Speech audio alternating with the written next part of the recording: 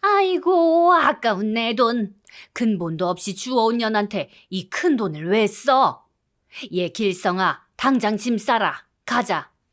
귓가에 때려박히는 시어머니 목소리에 저는 무거운 눈꺼풀을 겨우 밀어 올렸습니다. 코에는 차가운 산소줄이 꽂혀 있었고 가쁜 숨만 겨우 내쉬고 있었죠. 뿌연 시야 너머로 진료비 청구서를 펄럭이며 서 있는 시어머니의 매몰찬 얼굴이 보이더라고요. 그 옆에 서 있던 시누이가 아주 앙칼진 목소리로 맞장구를 치더군요. 엄마, 내 말이 그 말이라니까. 방금 의사 말 들었지? 유황가스를 하도 마셔서 폐가 다 망가졌다잖아. 앞으로는 사람 구실도 못할 거라는데 밑 빠진 독에 돈을 뭐하러 부어? 그러니까 말이다. 40년을 거둬서 먹여 살려놨더니 은혜를 원수로 갚아도 유부스지 말이야. 지가 무슨 양반집 마님도 아니고 뭘 잘했다고 중환자실에 들어누워서 생돈을 까먹어? 그 모든 말을 다 듣고도 제 남편이라는 사람은 안절부절하면서 입술만 달달 떨고 있더군요. 그래도 경자야, 명숙이가 지금 숨도 제대로 못 쉬고 피까지 토했는데 우리가 그냥 가버리면 명숙이는 어떡해? 아이고, 우리 오빠 또 등신 같은 소리 하네. 오빠가 병원비 낼 거야? 오빠 돈 있어? 주머니 탈탈 털어봐야 10,000원짜리 몇 장밖에 더 나와? 곶감 깎아서 번 돈 다 엄마 통장에 있는데 오빠가 무슨 수로 병원비 낼 건데? 그건 맞는데 그래도 우리 명숙이가 우리 공장 일 혼자 다 했잖아. 그 독한 유황 흔중도 맨날 명숙이만 시키고. 짝! 순간 시어머니가 남편 등짝을 아주 사정없이 후려치더라고요. 에라이 빌어먹을 놈아! 너 지금 누구 편을 들어? 제 몸뚱이 하나 간수 못해서 골병 든 년을 꼴의 마누라라고 편을 들어? 당장 가방 들고 따라 나와! 시어머니 불호령에 남편은 흠칫 놀라더니 침대 밑에 두었던 제 가방을 확 낚아채는 겁니다. 저는 정말 손가락 하나 까딱할 힘이 없었어요. 소리 없는 비명을 지르면서 남편을 애타게 바라봤죠. 여보, 제발 가지 마. 나 너무 무서워. 여보, 제발. 속으로는 수백 번도 더 소리쳤지만 갈라진 입 밖으로 나온 건 그저 하는 신음소리뿐이었습니다. 병실 문을 나서던 남편이 아주 잠깐 멈춰서서 저를 돌아보더군요. 하지만 이내 고개를 푹 숙이더니만 시어머니 발소리를 따라 도망치듯 사라져버렸습니다. 쾅 하고 병실 문이 닫히는데 그 순식간에 찾아온 정적 속에서 삐 하는 기계 소리만 차갑게 울려 퍼졌어요. 눈물이 뺨을 타고 베개로 주르륵 흘러내리더라고요. 40년을 짐승처럼 일하며 피를 토했는데 내 목숨값은 병원비 청구서 종이 쪼가리 한 장보다 못했던 겁니다. 목구멍까지 차오르는 비릿한 피냄새에 숨이 턱 막혀왔습니다. 또다시 나 혼자 버려졌다는 그 끔찍한 생각에 온몸의 피가 얼어붙는 것 같았죠. 도대체 제 인생은 어디서부터 잘못된 걸까요? 잠시 제 이야기에 귀를 기울여 주시면 감사하겠습니다. 안녕하세요. 저는 경상북도 청도에서 평생 감만 깎고 살아온 56 변명숙이라고 합니다. 얼마 전 생사 오가는 큰 병 치르고 나니까 제 고단했던 세월 돌아볼 용기가 나더라고요. 병실에 철저히 버려진 그날 밤, 내 인생이 대체 뭐였나 싶었죠. 제 어린 시절이요. 뿌리 없는 고아였죠. 누군가 어린 저를 길바닥에 버리고 갔어요. 남은 건 어릴 적 빛바랜 사진 한 장이 전부였고요. 진짜 이름이 뭔지도 모른 채 보육원을 떠돌다가 10살 때 청도 곶감 공장 하던 시댁에 거둬졌어요. 그게 제 종살이의 시작이었죠. 낡은 보자기를 안고 처음 공장 마당에 들어서던 날, 시큼한 감냄새랑 매캐한 연기가 아직도 생생해요. 시어머니 방춘옥 씨가 마당에 모인 일꾼들 앞에서 제 손을 번쩍 들고 소리쳤죠. 아이고, 동네 사람들, 이것 좀 보세요. 내가 오늘 시내 나갔다가 아주 불쌍한 고아를 하나 데려왔어요. 부모도 없이 길바닥에서 굶어 죽게 생긴 걸 내 차마 눈뜨고 볼 수가 없어서 큰맘 먹고 거뒀어요. 밥술이나 먹여주고 사람 구실하게 만들어주려고 데려왔으니 다들 그리 하세요. 그 말에 동네 아주머니들이 입을 모아 칭찬했죠. 어머, 길성엄마 진짜 대단하네. 생판 남을 걷어 키울 생각을 하다니 하늘도 감동할 거야. 그러게 말이야. 저런 사람이 또 어딨어 그래. 그 소리에 시어머니는 기분 좋게 웃으면서 제 등짝을 세게 팍 밀쳤어요. 예, 명수가 너 이제부터 내 말 똑바로 듣고 밥값 제대로 해야 한다. 알았지? 사람이 다 쓸모가 있어야 대접받는 거야. 어린 마음에도 본능적으로 알겠더라고요. 아, 나는 따뜻한 가족으로 온 게 아니구나. 밥값 치러야 하는 일꾼으로 왔구나. 첫날 밤 낯선 안방 구석에서 소리 없이 눈물만 꾹꾹 삼켰습니다. 다음 날 새벽 4시부터 일이 시작됐어요. 남들은 예쁜 가방 메고 학교 갈 때 저는 어두운 작업장에 앉아서 산더미 같은 감을 깎았죠. 손이 시려서 감각 없어질 때까지 찬물에 감 씻고 기계로 껍질을 벗겼어요. 손끝엔 주황색 물이 들고 머리카락이랑 눈썹엔 하얀 감가루가 눈처럼 내려앉았죠. 조금이라도 느려지면 여지없이 불호령이 떨어졌습니다. 야, 변명숙, 너 지금 졸고 앉아있어? 해가 중천인데 고작 이것 깎아놓고 밥이 목구멍으로 넘어가? 죄송합니다. 얼른 깎을게요, 어머니. 죄송할 짓을 왜 해? 엥, 손은 느려 터져가지고 감멍 안 들게 조심해서 덕장에 널어놓고 와. 겉에 상처라도 나면 너 오늘 저녁밥은 국물도 없을 줄 알아. 갈라진 손끝에서 피가 났지만 말대꾸 한 번 못했어요. 쫓겨나면 진짜 길바닥에 나앉아야 되니까요. 어린 제가 할 수 있는 건 그저 입 꽉 깨물고 버티는 것뿐이었습니다.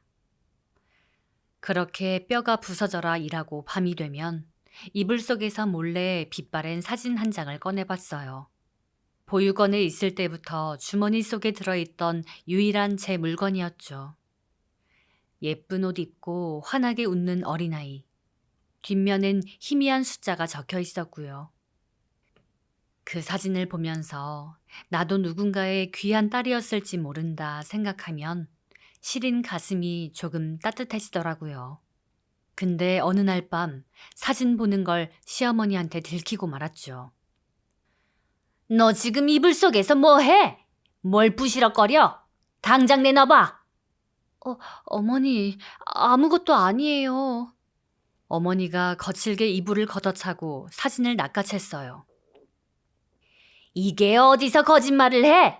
이 사진 쪼가리는 뭐야? 청승맞게 이딴 걸 끼고 살아? 당장 아궁이에 쳐넣어. 안 돼요, 어머니. 제발 그것만은 돌려주세요. 제 유일한 어릴 적 사진이에요. 바닥에 엎드려서 바짓가랑이를 붙잡고 빌었지만 어머니는 코웃음을 치면서 사진을 내팽개쳤죠. 시끄러워. 네가 아직 분수를 모르나 본데 너희 부모가 너를 버린 거야. 그걸 내가 거둬온 거고 은혜도 모르고 어디서 사진을 끌어안고 청승이야? 재수없게. 한 번만 더 딴짓하면 당장 내쫓을 줄 알아. 구겨진 사진을 품고 밤새 숨죽여 울면서 다짐했어요. 언젠가는 꼭 내 진짜 이름을 찾겠다고요. 시간이 흘러 제가 16살이 되던 해였어요. 가공장에는 어머니의 외아들이자 저보다 2살 위인 독일성 오빠가 있었는데 지능이 조금 모자라고 마음이 한없이 여린 사람이었죠. 하루는 작업장 뒷골목에서 시끄러운 소리가 들리길래 가봤더니 동네 아이들 5-6명이 길성 오빠를 애워싸고 돌멩이를 던지며 괴롭히고 있더라고요. 길성이는 바보래요. 야, 독일성, 이거 주워 먹어봐라. 오빠는 바닥에 주저앉아 머리를 감싸고 덜덜 떨고 있었죠. 그걸 보는데 저 사람도 나처럼 이 세상에 철저히 혼자구나 싶어서 불쌍하더라고요. 저는 마당에 있던 강목을 집어들고 미친 듯이 달려들었어요. 너희 당장 그만두지 못해? 우리 오빠한테 무슨 짓이야? 한 번만 더 우리 오빠 건드리면 이거 들고 집으로 쳐들어갈 줄 알아? 악스는 제 모습에 놀라서 애들이 다 도망쳤어요. 흑투성이 된 길성 오빠가 옷자락을 주면서 더듬거리더라고요. 명수가 고마워. 나 이제 안 무서워. 안 아파. 그 바보 같은 웃음을 보는데 가슴이 참 먹먹했어요. 살면서 한 번도 보호받아 본 적 없는 제가 오히려 누군가를 지켜주고 있었던 겁니다. 그 뒤로 길성 오빠는 제 뒤만 졸졸 따라다녔고 저도 오빠를 살뜰히 챙겼어요. 그렇게 20살 되던 해 어머니가 안방으로 저희 둘을 부르시더군요. 그러더니 대뜸 도장 찍힌 혼인신고서를 내미는 겁니다. 너희 둘 다음 주에 날 잡아서 혼인신고부터 해라. 동네 사람들 불러서 마당에서 잔치국수나 대접할 테니까 그리 하라. 네? 어머니 결혼이라니요? 말귀 못 알아들어? 부모도 없는 년이 어디서 이런 서방을 얻어? 나이가 찼으면 시집을 가는 게 사람 도리야. 착한 우리 길성이랑 짝을 맺으면 너도 평생 굶을 걱정은 없을 거고 이만하면 수지 맞은 거 아니냐? 군말 말고 도장 찍어. 가슴이 철렁했죠. 어머니의 그 말은 저를 평생 이 공장에 노예로 묶어두겠다는 통보였으니까요. 어린 시절을 함께 보낸 오빠랑 결혼을 해야 한다는 것도 끔찍했지만 그 지옥 같은 곶감 공장에서 영원히 벗어나지 못할 거라는 사실이 저를 미치게 만들었습니다. 아니나 다를까 신혼 첫날 밤 지나고 새벽 4시 안방문이 부서져라 열렸죠. 야, 변명숙. 신혼이라고 늘어지게 누워있을 생각 마라. 오늘 널어야 될 감타래가 산더미니까 얼른 작업복 입고 나와. 아, 네. 얼른 나갈게요. 허둥지둥 옷을 챙겨 입는데 남편이 미안한 얼굴로 제 소매를 붙잡더라고요. 명수가 미안해. 내가 엄마한테 조금만 더 자게 해달라고 말해볼게. 됐어요. 오빠가 그런 소리 하면 어머니가 더 화내시잖아요. 그냥 좀 더 자요. 남편은 착했지만 시어머니 앞에선 목소리 한 번 못 내는 무력한 사람이었어요.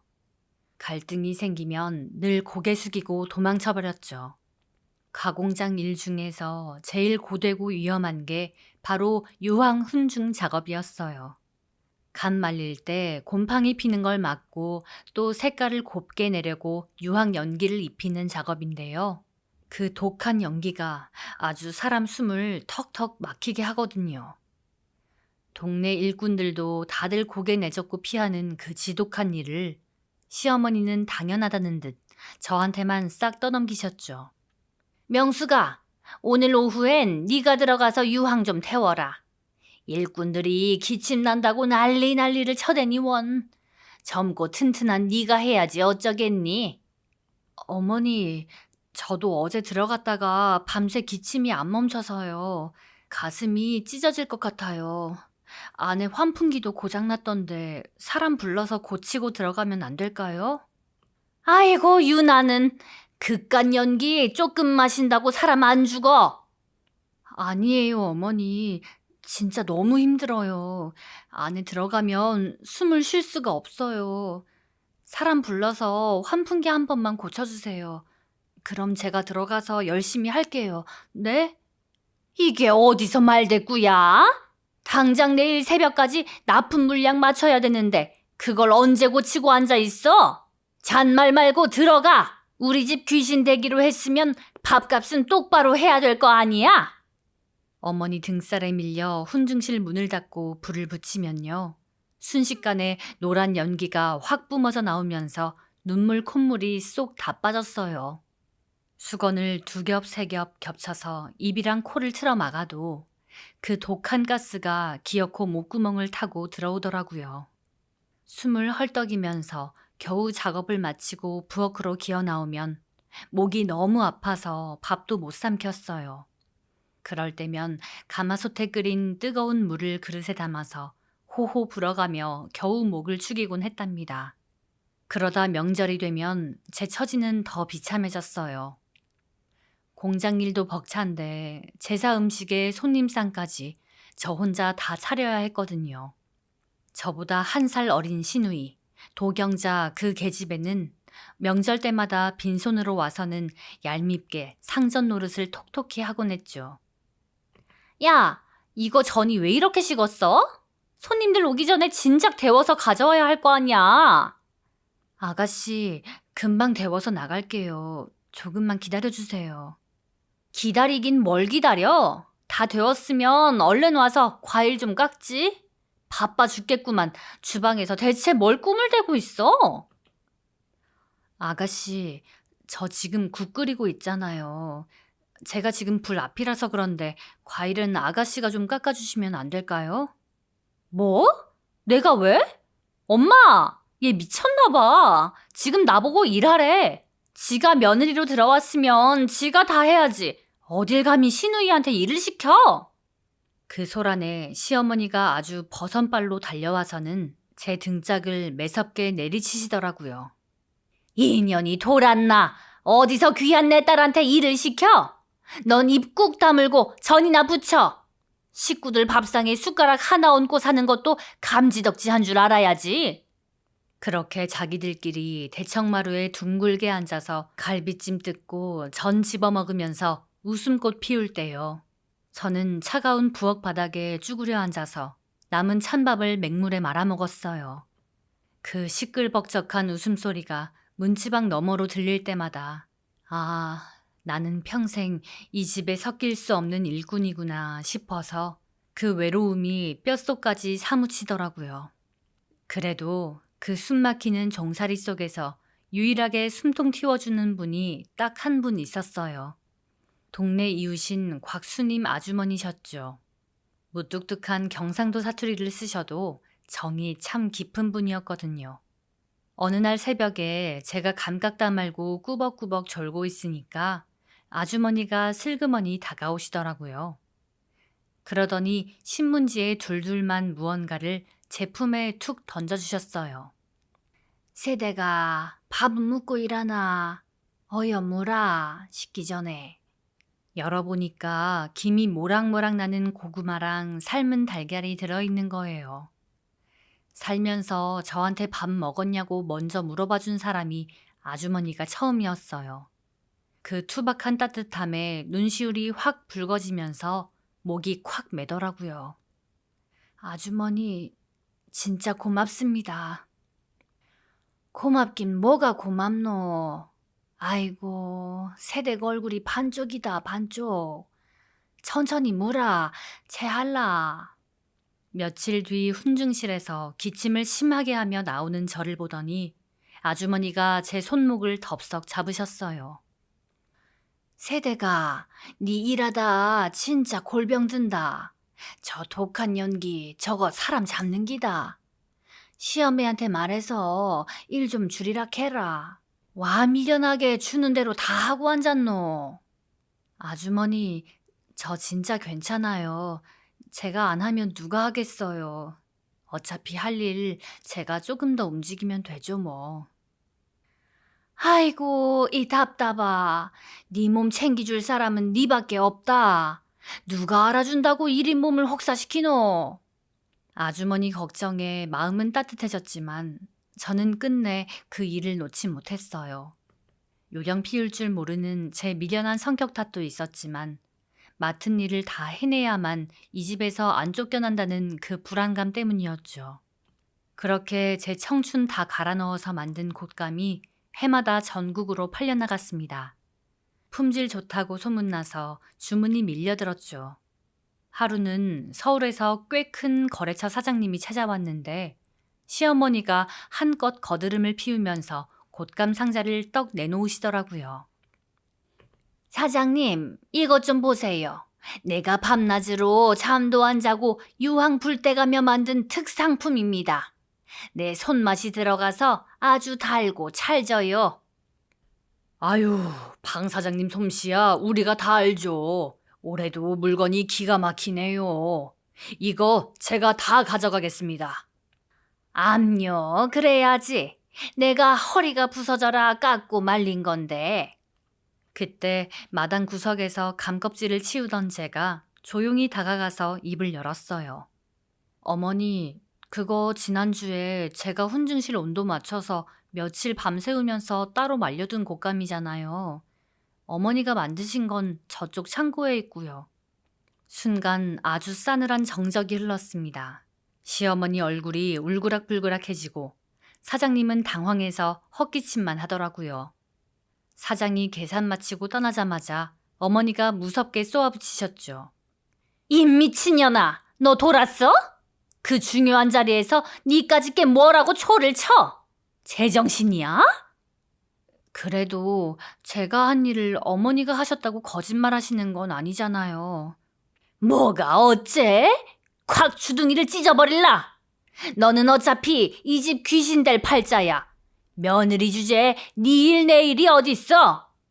그 곶감 제가 연기 마시고 피토해가며 만든 제 몫이잖아요. 적어도 사실대로 말씀은 하셔야죠. 그게 도리죠. 지금 생각해보면 어디서 그런 용기가 났는지 모르겠네요. 어머니는 기가 막히다면서 가슴치고 욕을 퍼부으셨지만 저도 그때만큼은 눈을 안 피했어요. 멸시받고 살아도 내 피땀으로 일궈낸 노동의 가치만큼은 빼앗기기 싫었던 얄팍한 자존심이었달까요? 그날 저녁엔 텅 빈 방에 들어와서 달력에 가느다란 사선 하나 쭉 그으면서 생각했어요. 오늘 하루도 진짜 잘 버텼다. 적어도 내 몫은 다하면서 살고 있다 하고 스스로를 다독였죠. 참 서럽게도 결혼한 지 10년이 넘도록 제게는 아이가 안 생겼어요.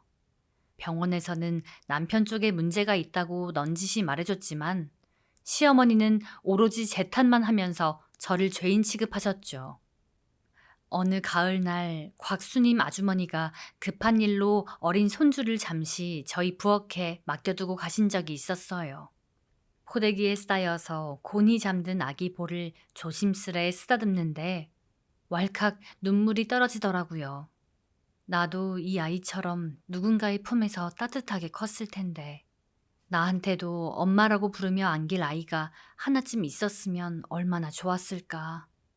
조그만 손을 꽉 쥐어보면서 차마 소리내지 못한 혼잣말을 꿀꺽 삼켰어요. 가족이란 울타리를 평생 갈망했던 고아였기에 아이 하나 없는 제 인생이 유독 더 춥고 텅 빈 것처럼 느껴졌습니다. 시간은 참 무심하게도 흘러서 어느덧 저도 50이 훌쩍 넘은 나이가 됐어요. 10살 무렵 공장으로 들어와 40년을 그 매서운 칼바람이랑 지독한 유황 연기 속에서 견디다 보니까 손마디는 옹이처럼 굵어지고 허리는 다 굽어버렸죠. 찬바람이 불기 시작하던 어느 초겨울 새벽이었어요. 덕장에 혼자 나와서 곶감 타래를 살펴보고 있었죠. 차가운 서리를 맞으면서 하얗게 분이 곱게 핀 곶감을 올려다보는데 이상하게 마음이 푹 평온해지더라고요. 평생 내 이름 한 번 제대로 불려본 적도 없고 식구 대접은커녕 서럽게만 살았지만요. 그래도 저 감들이 익어가는 시간만큼은 온전히 내 손끝에서 빚어진 내 시간이잖아요. 속으로 되뇌었어요. 누가 뭐라든 나는 참 열심히 살았다. 부모도 없는 고아로 이 집에 굴러들어와서 내 피땀으로 여태 이 공장 지켜냈다. 알아주는 사람 하나 없어도 내가 쏟아부은 성실함은 여기에 분명히 남아있다. 그렇게 되뇌었죠. 하지만 그런 자부심조차 무너지기 시작한 건 몸에 이상신호가 오면서부터였어요. 처음엔 그냥 목이 좀 간질거리는 마른 기침인 줄 알았죠. 평생 매캐한 유황연기 속에서 살았으니 기침 달고 사는 건 예사였거든요. 근데 그해 겨울은 좀 달랐습니다. 가슴 저 밑바닥에서부터 긁어내는 듯한 쇳소리가 나기 시작하더라고요. 하루는 훈증실에서 유황 피우고 나왔는데 숨이 턱 막히면서 기침이 터졌어요. 입을 틀어막고 있던 수건을 떼어냈는데 시커먼 먼지 사이로 붉은 피가 묻어나오는 게 아니겠어요? 순간 심장이 덜컥 내려앉았습니다. 하지만 저는 피 묻은 수건을 아궁이에 던져버리고는 다시 작업장으로 걸음을 옮겼습니다. 이 집에선 아픈 사람은 곧 쓸모없는 식충이 취급을 받으니까요. 괜찮아지겠지. 스스로 최면을 걸고 버텼지만 기침은 날이 갈수록 심해졌고 밤낮 없이 피가 섞여 나왔죠. 이러다 정말 죽는 건 아닌지 덜컥 겁이 난 저는 남편에게 사정했습니다. 여보, 나 가슴이 너무 아파요. 숨도 안 쉬어지고 내일 병원에 좀 데려다 주면 안 될까요? 남편이 고개를 끄덕이려던 찰나에 안방문이 열리면서 시어머니가 뛰쳐나오더군요. 아이고, 동네 사람들, 며느리가 상전이네, 상전이야. 일이 산더미인데 병원? 네가 무슨 재벌집 마님이야? 어머니, 그게 아니라 제가 며칠째 피를 토해서요. 딱 한 번만요. 검사만 받고 올게요. 피? 감 깎다가 손가락 조금 베인 걸 갖고 호들갑은? 네가 병원 갈 돈이 어디 있어? 병원 갈 시간 있으면 훈증실 온도나 다시 맞추고 와. 친정에 와 있던 시누이 경자 아가씨도 옆에서 거들더라고요. 아유, 진짜 밤새 기침하는 통에 시끄러워서 잠을 못 잤네. 언니, 그렇게 아프면 약국에서 감기약을 사 먹어요. 괜히 어리숙한 오빠 붙잡고 병원 타령하지 말고. 남편은 어머니랑 여동생 기세에 눌려서 바닥만 볼 뿐 끝내 제 편을 안 들어주더라고요. 야속했지만 어쩌겠어요. 다음 날 새벽 싸구려 기침 시럽 하나 마시고는 다시 그 독한 유황 연기 속으로 들어갔죠.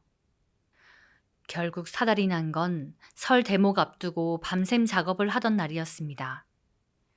유독 연기가 짙은 훈증실에서 감타래를 매달고 있었는데 눈앞이 핑 돌더니 폐가 찢어지는 고통과 함께 피가 왈칵 쏟아지더군요. 숨을 쉴 수가 없었어요.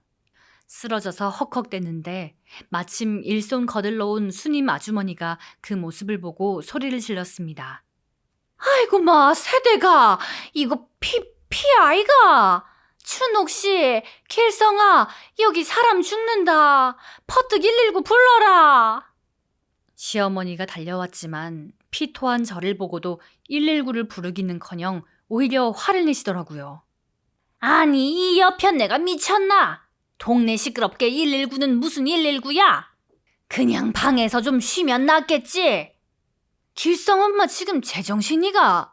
사람 입에서 피가 쏟아지는데 그걸 말이라고 하나? 비키소, 내가 부를 끼다. 아주머니는 시어머니를 밀쳐내고 기어이 구급차를 불렀어요. 가까워 오는 사이렌 소리를 들으면서 저는 정신을 잃었죠. 다시 눈을 뜬 곳은 대구에 있는 큰 병원의 중환자실이었습니다. 입에는 굵은 산소 호흡기가 씌워져 있었고 손등엔 바늘이 잔뜩 꽂혀 있었죠. 비몽사몽간에 병실 밖에서 의사와 시어머니의 대화가 들리더군요. 환자분 폐가 심각하게 망가졌습니다. 유황가스에 너무 오래 노출된 데다 시기까지 놓쳐서 당장 수술해야 돼요. 수술요? 그거 돈 많이 들지 않아요? 중환자실 비용이랑 수술비 하면 1,000만 원 단위는 생각하셔야 합니다. 지금 돈이 문제가 아니에요. 저대로 방치하면 환자 목숨이 위험합니다. 그 말이 떨어지기가 무섭게 시누이 목소리가 파고들더군요. 뭐요? 1,000만 원? 선생님, 그 돈 주고 수술하면 언니가 예전처럼 일할 수는 있는 거예요? 폐 기능이 손상돼서 예전 같은 노동은 불가능합니다. 평생 관리하셔야 돼요. 잠시 후 시어머니와 시누이, 남편이 병실로 들어왔어요. 제 침대 발치에 선 식구들 표정은 얼음장 같았죠. 시누이가 청구서를 펄럭이며 먼저 소리쳤습니다. 엄마, 들었지? 수술해봤자 일도 못한대잖아.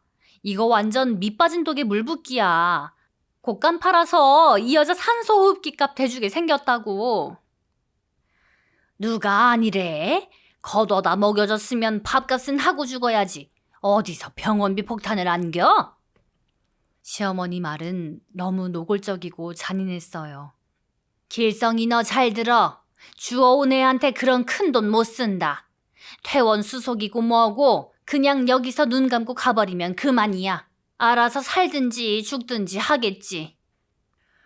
엄마, 그래도 명숙이 숨도 못 쉬는데 수술하면 살 수 있다잖아. 시끄러워.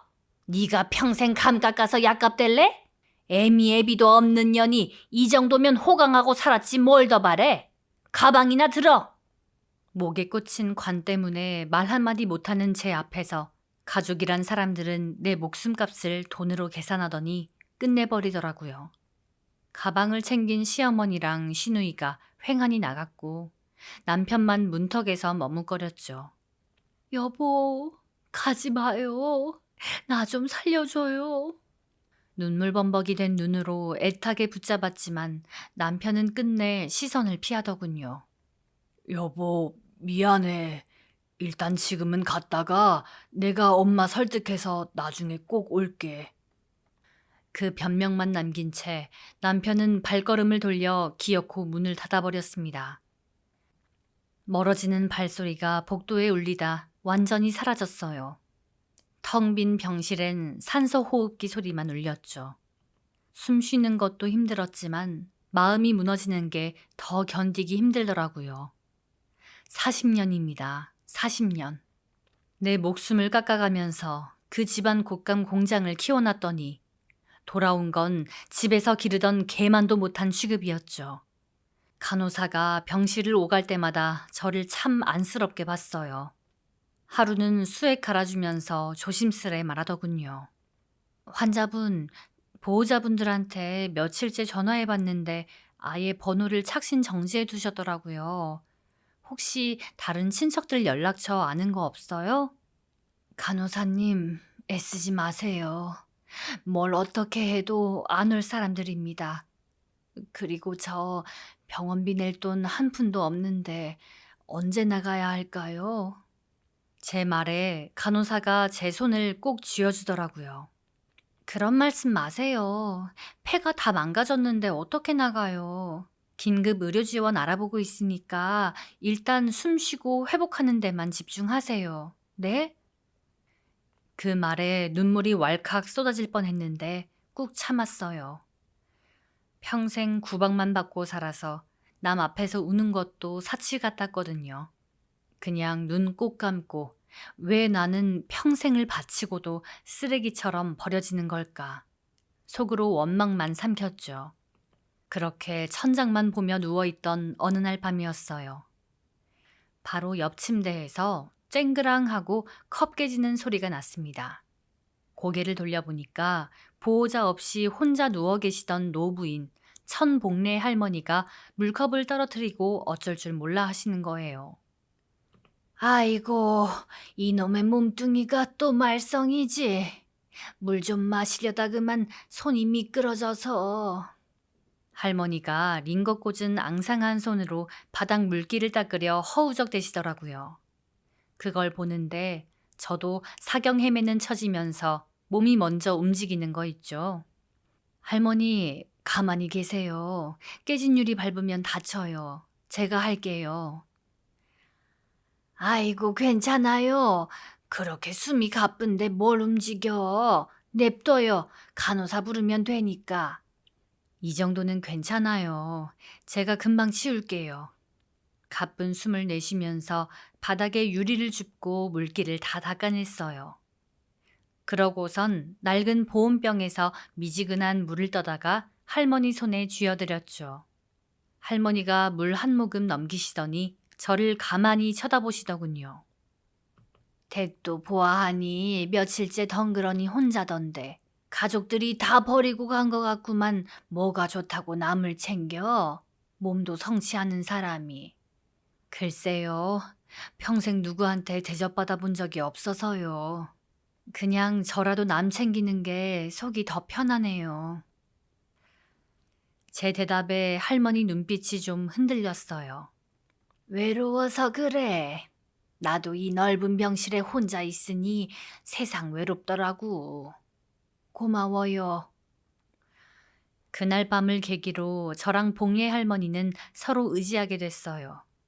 할머니가 식사할 때면 제가 반찬을 찢어드렸고, 제가 숨 못 쉬어서 발작할 때면 할머니가 그 마른 손으로 밤새 제 등을 쓸어내려 주셨죠. 하루는 할머니가 제 손가락을 만지면서 한숨을 쉬시더라고요. 손이 이게 뭐야?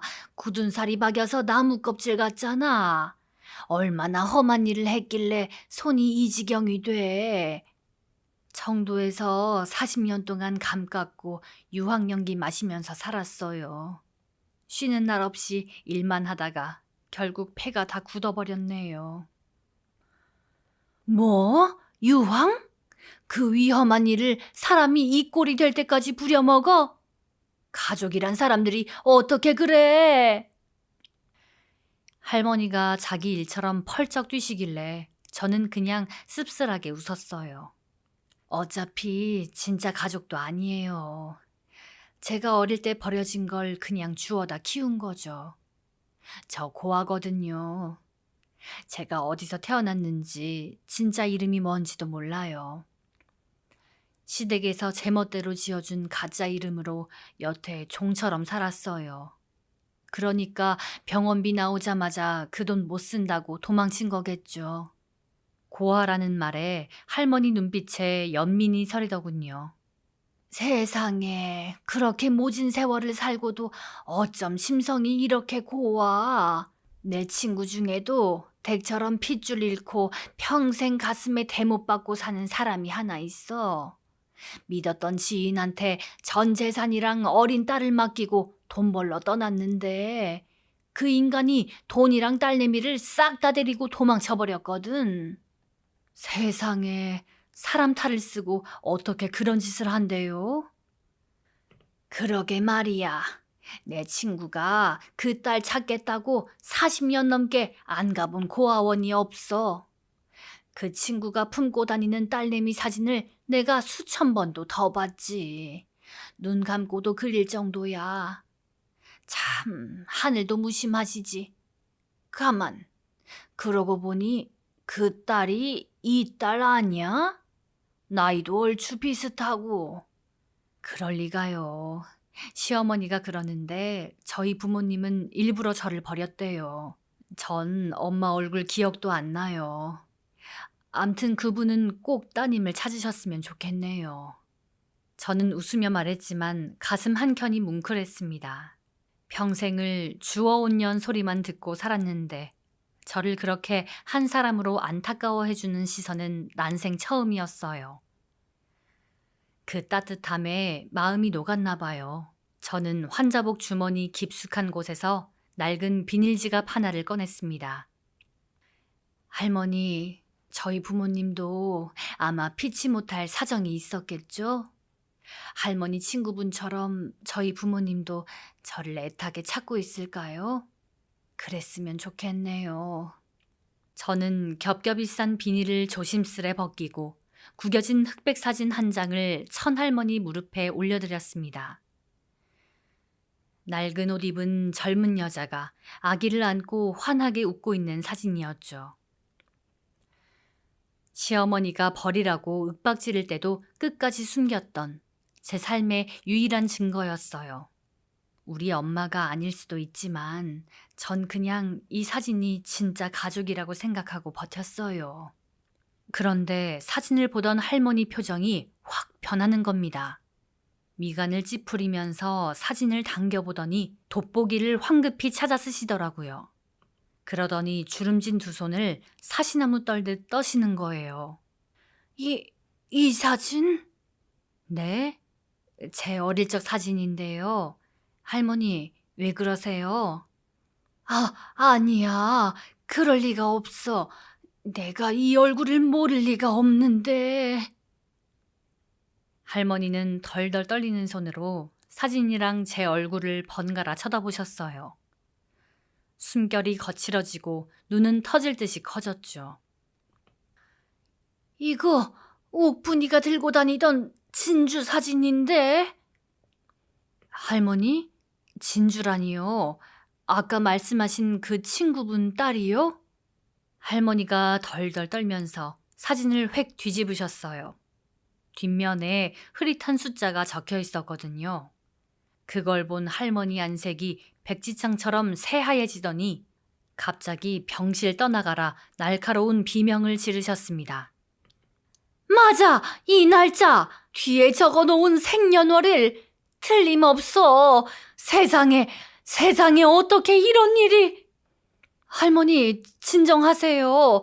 대체 왜 그러시는 거예요? 제가 너무 놀라서 다가가려는데 할머니가 또 소리를 지르셨어요. 아가! 네, 할머니. 할머니 괜찮으세요? 진주야, 네가 어떻게... 말도 안 돼. 세상에 이런 기막힌 일이 어딨어? 할머니가 제 두 손을 덥석 잡고는 가슴을 퍽퍽 치면서 오열하기 시작하셨어요. 숨 넘어갈 듯 끄끄대며 우는 통에 밖에서 간호사랑 의사들이 우르르 달려들어왔죠. 환자분 진정하세요. 심박수 올라갑니다. 의사 양반, 이 불쌍한 사람이 우리 진주였어. 내 친구가 평생을 피눈물 흘리며 찾아 헤매던 바로 그 핏줄이었다고. 의료진이 할머니를 진정시키려 애쓰는 아수라장 속에서 저는 영문도 모른 채 멍하니 얼어붙고 말았습니다. 할머니는 호흡이 가빠져 결국 의식을 잃어버리셨죠. 할머니 괜찮으세요? 충격 때문에 일시적으로 정신을 잃으신 거니까 너무 걱정 마세요. 근데 천복래 환자분 갑자기 왜 이러시는 거예요? 저도 모르겠어요. 갑자기 흥분을 하셨어요. 그날 밤 이후로 병실에는 숨막히는 고요가 찾아왔어요. 진주라는 낯선 이름, 45년을 찾아 헤맨 핏줄, 그 단어들이 귓가에 맴돌아서 도무지 잠을 이룰 수가 없었죠. 할머니는 깨어나신 뒤로 저를 볼 때마다 하염없이 눈물만 흘리셨고 어디론가 다급하게 전화를 거셨어요. 그러더니 다음 날 아침 말끔하게 양복을 차려입은 남자 한 분이 병실을 찾아왔습니다. 자기를 서옥분 회장님의 비서실 이사라고 소개한 그분은 아주 정중한 태도로 제 머리카락이랑 입안의 침을 조금 채취해 갔어요. 무슨 일이냐고 묻는 제게 결과가 확실해지면 그때 다 말씀드리겠습니다 하는 알쏭달쏭한 말만 남기고 훌쩍 떠나버렸죠. 그렇게 피가 마르는 사흘이 지났을 무렵이었습니다. 텅 빈 병실 문이 천천히 열리더니 지팡이를 짚은 노년의 여인 한 분이 안으로 들어오셨어요. 윤 이사님 부축을 받으면서 들어선 그분의 시선이 병실 문턱을 넘자마자 곧장 제 침대 쪽으로 꽂히더군요. 바로 서옥분 회장님. 아니, 평생 저를 찾아 헤맸던 제 진짜 어머니셨습니다. 어머니는 저를 보시더니 그 자리에 우뚝 멈춰 서셨어요. 꼿꼿했던 걸음걸이가 제 침대 마트로 다가올수록 사시나무 떨리듯 심하게 떨리고 있었죠. 저를 내려다보는 그 눈빛, 저는 평생 못 잊을 겁니다. 45년이라는 세월을 뛰어넘어 단숨에 제 핏줄을 알아보는 그 깊고 서러운 슬픔이 눈동자에 가득했거든요. 명숙 씨라고 했습니까? 어머니 목소리는 쩍쩍 갈라져 있었어요. 저는 산소 호흡기를 낀 채로 간신히 고개만 끄덕였죠. 덜덜 떨리던 어머니 두 손이 허공을 맴돌다 이내 제 거칠고 상처투성이인 뺨을 조심스레 감싸주셨습니다. 이 눈매하며 꾹 담은 입술 모양이 어쩜 이렇게 내 젊은 시절을 쏙 빼닮았노. 세상에 어떻게 이런 일이... 그때 뒤에 서 있던 윤 이사님이 서류 봉투 하나를 꺼내들었어요. 변명숙님, 놀라지 말고 들으십시오. 지난 며칠간 명숙님 출생 기록 다 조회하고 유전자 샘플로 친자 확인 검사까지 모두 마쳤습니다. 친자 확인이요? 제가 쉰 목소리로 간신히 묻자 이사님은 서류를 제 눈앞에 쫙 펼쳐 보였어요. 빨간 줄이 쳐진 일치 판정 서류였죠. 네, 유전자 검사 결과 99.9% 일치합니다. 변명숙님은 45년 전 서옥분 회장님이 잃어버리신 친딸 고진주 씨가 맞습니다. 순간 귓가에 삐 하는 이명이 들리면서 머릿속이 새하얘졌어요. 고진주, 내 진짜 이름. 가짜 이름 변명숙이 아니라 고진주라는 세 글자가 제 가슴에 거대한 바위처럼 쿵 하고 내려앉은 겁니다. 그치만 저는 평생 고아로 살았는데요. 부모님이 절 버렸다고, 그래서 주워온 자식이라고 평생 구박받으며 살았단 말이에요. 제 떨리는 목소리에 어머니가 기어코 눈물을 터뜨리며 제 두 손을 덥석 부여잡고 무너지셨어요. 아니다. 버린 게 아니야. 내가 널 어떻게 버리니? 이 모자란 어미가 사람을 잘못 믿어서 널 지키지 못했던 거야. 어머니는 가슴을 퍽퍽 치면서 45년 전 진실을 털어놓으셨어요. 너무 가난해서 저를 굶길 수가 없어서 돈 벌러 타지로 떠나야만 하셨대요.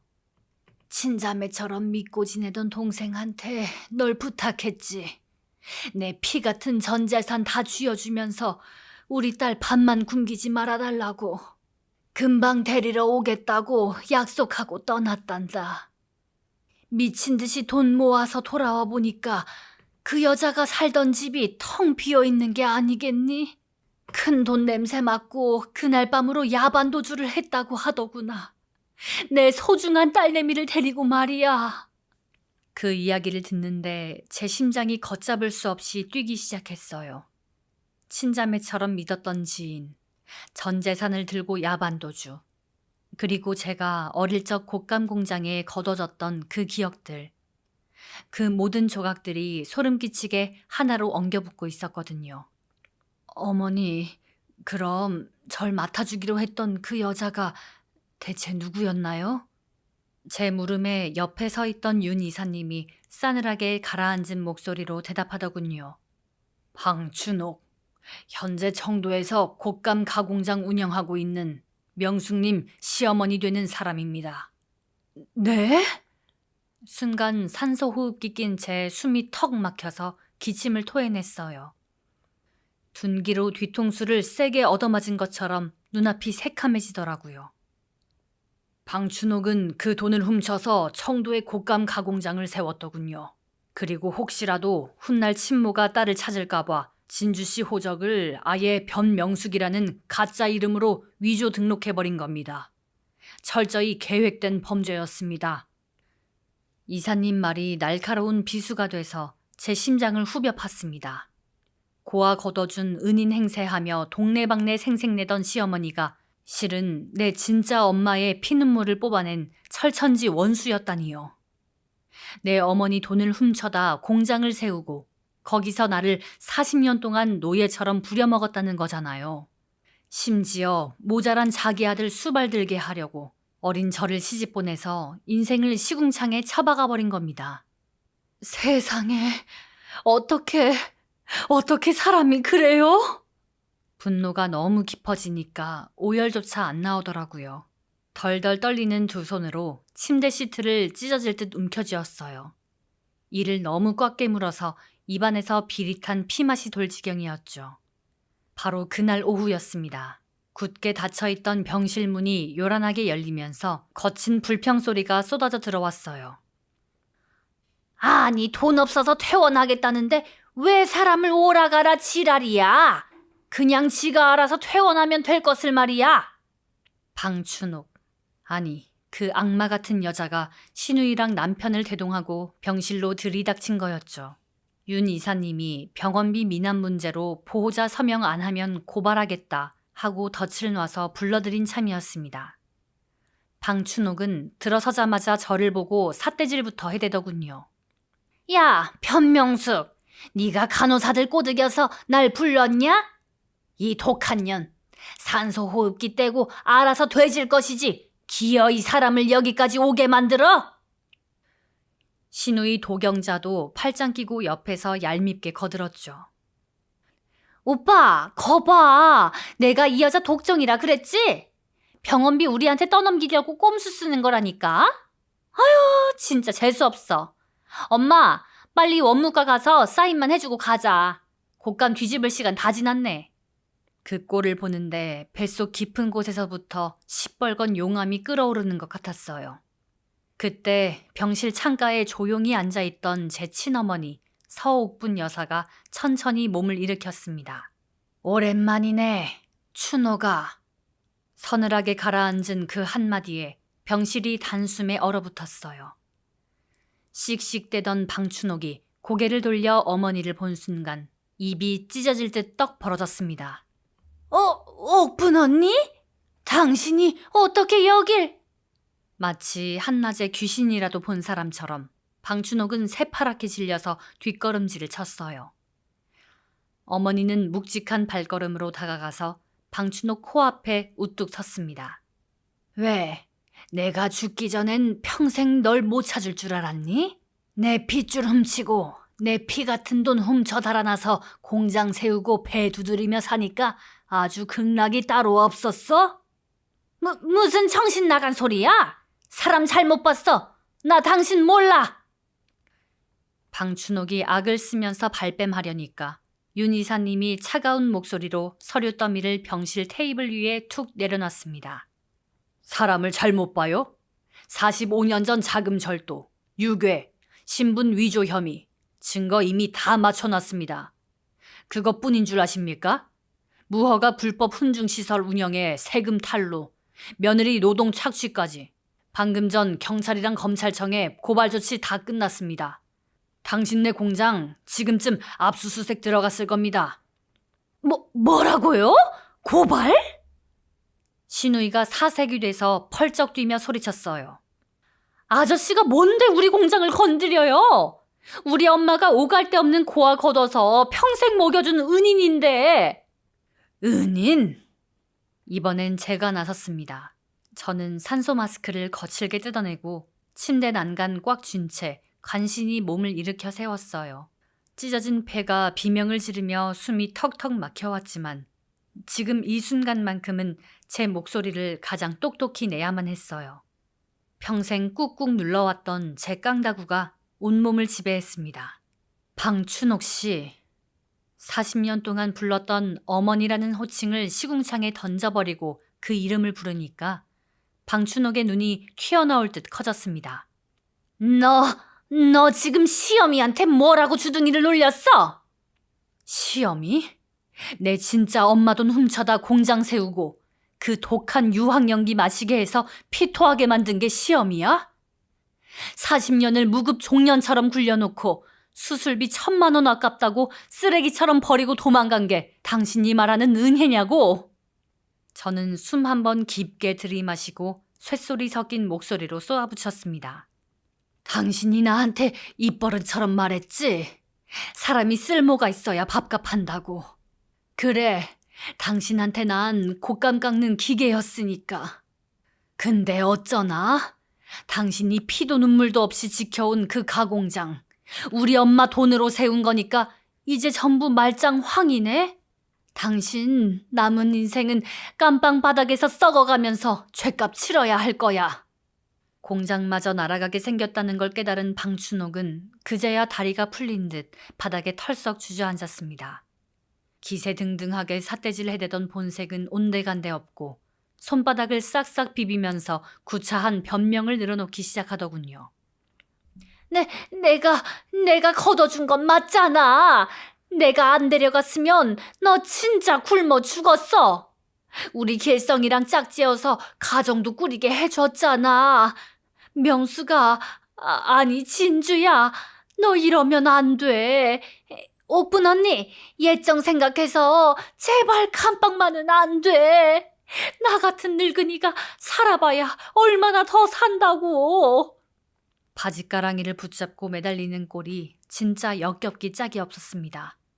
신우이는 덜덜 떨면서 문 뒤로 숨기 바빴고 그제야 사태 파악한 남편 독일성만이 눈물을 뚝뚝 흘리면서 제 앞에 무릎을 꿇었어요.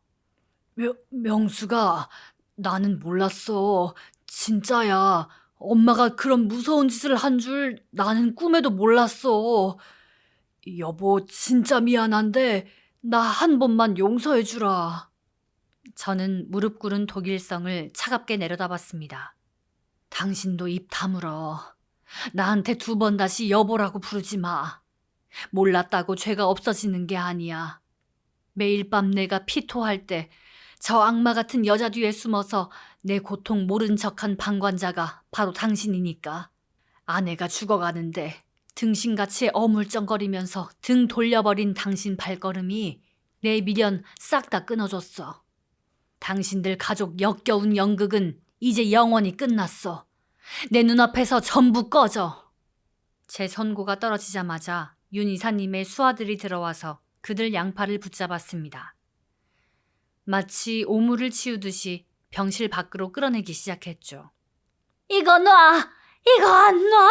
서옥분! 내 공장 돌려놔! 방춘옥의 악에 바친 비명이랑 독일성의 우는 소리가 복도 끝으로 완전히 사라질 때까지 저는 침대 난간을 쥔 채 미동도 안 하고 그 통쾌한 순간을 똑똑히 지켜봤습니다. 알턴니가 빠진 것처럼 속이 뻥 뚫리면서도 40년 동안 바보처럼 희생했던 내 청춘이 억울해서 가슴이 미어지더라고요. 한바탕 소란이 휩쓸고 지나간 병실엔 다시 무거운 정적이 내려앉았습니다. 텅 빈 공간에는 숨을 헐떡이는 저와 저를 애처롭게 바라보는 서옥분 어머니 둘만 남았어요. 저는 긴장이 풀려서 참았던 숨을 몰아쉬며 털썩 침대 위로 주저앉았습니다. 평생 제 발목을 조르고 있던 거대한 족쇄를 비로소 끊어낸 것 같은 해방감이 온몸을 감쌌죠. 그때 어머니가 다가와 침대 위로 허물어진 저를 와라 끌어안으셨습니다. 흉터투성이 제 거친 손을 당신의 따뜻한 뺨에 가져다 대셨죠. 주름진 뺨 위로 뜨거운 눈물이 쉴 새 없이 흘러내리고 있었습니다. 진주야. 어머니의 떨리는 입술 사이로 흘러나온 그 이름.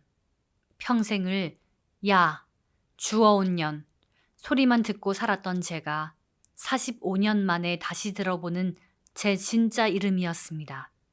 내 딸, 우리 진주. 엄마는 하루도 너를 잊은 적이 없어. 너무 늦게 와서 엄마가 지켜주지 못하고 이렇게 늦게 찾아와서 정말 미안하구나. 엄마.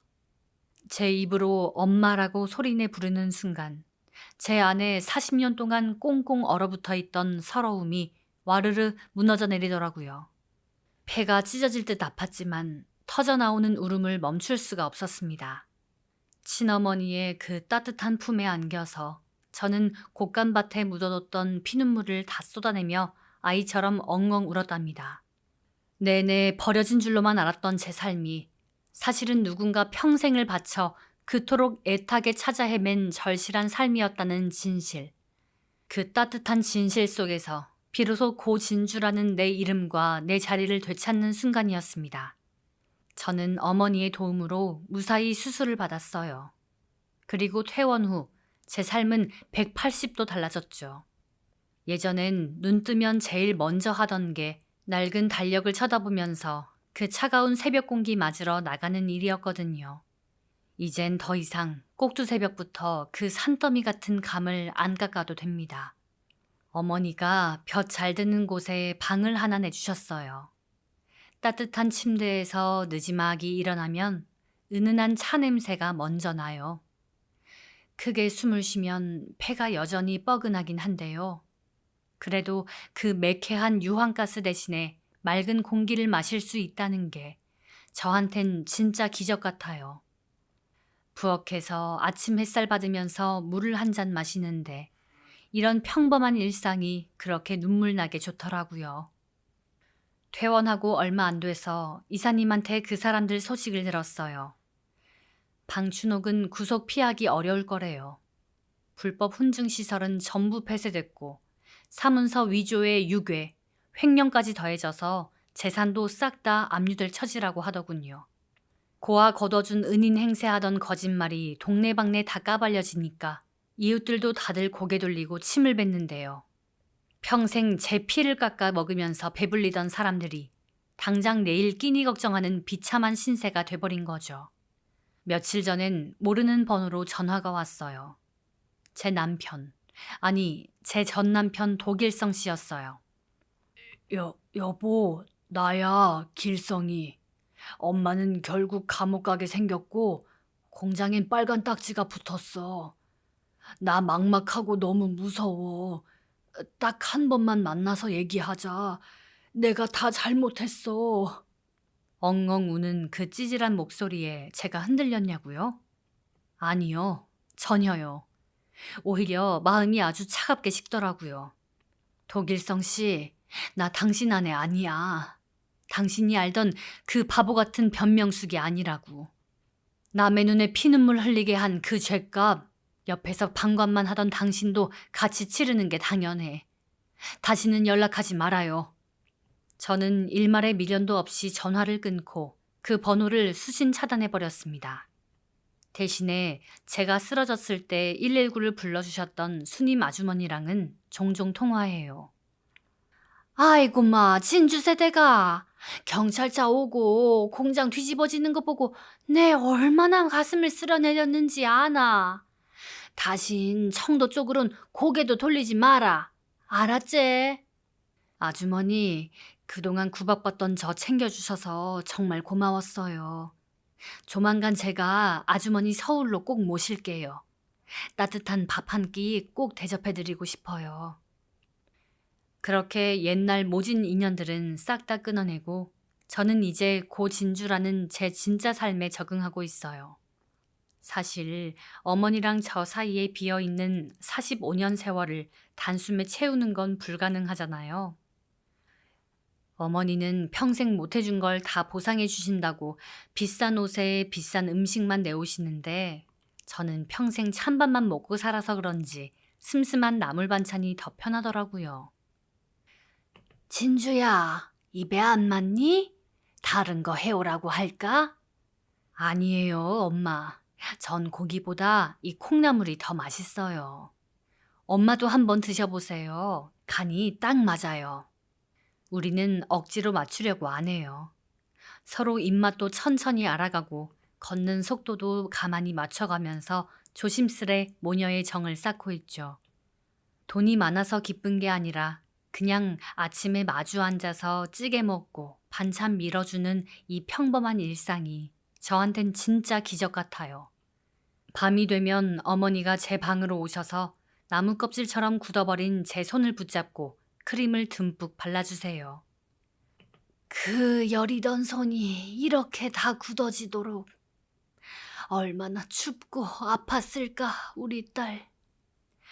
엄마가 그동안 못해준 거 뭐든 다 해줄 테니까 이제 힘든 일 아무것도 하지 마. 그 따뜻한 체온이 텅 비어있던 제 가슴을 매일 채워준답니다. 망가진 폐는 평생 약을 달고 살아야겠지만 가끔씩 숨가쁠 때마다 아, 내가 살아있구나 싶어서 그냥 감사히 안고 가려고요. 따뜻한 차를 마시면서 창가에 앉아있다가 서랍 속에서 낡은 비닐 지갑을 꺼내봤어요. 그 속에는 여전히 모서리가 다 해진 제 어릴 적 흑백 사진이 담겨있죠. 옛날엔 그 사진을 보면서 내 부모는 왜 날 버렸을까 원망하면서 많이 울었거든요. 근데 사진 속에서 웃고 있는 아기 얼굴을 가만히 쓰다듬는데 이제야 확실히 알겠더라고요. 이 사진은 어머니가 저를 버리고 떠난 증거가 아니었어요. 내 어머니가 나를 찾으려고, 내 이름을 다시 불러주려고 40년을 피눈물 흘리면서 세상을 헤맸다는 아주 절실한 사랑의 증거였던 거죠. 그 증거가 결국 저를 구원해 준 겁니다. 아무도 알아주지 않는 자리에서 악착같이 버텨낸 덕분에 저는 마침내 제 진짜 이름과 제 자리를 되찾았습니다. 56. 늦었다면 늦은 나이지만 저는 이제 누군가의 귀한 딸 고진주로 제 두 번째 인생을 묵묵히 걸어가 보려고 해요. 제 고단했던 이야기 끝까지 들어주셔서 정말 고맙습니다.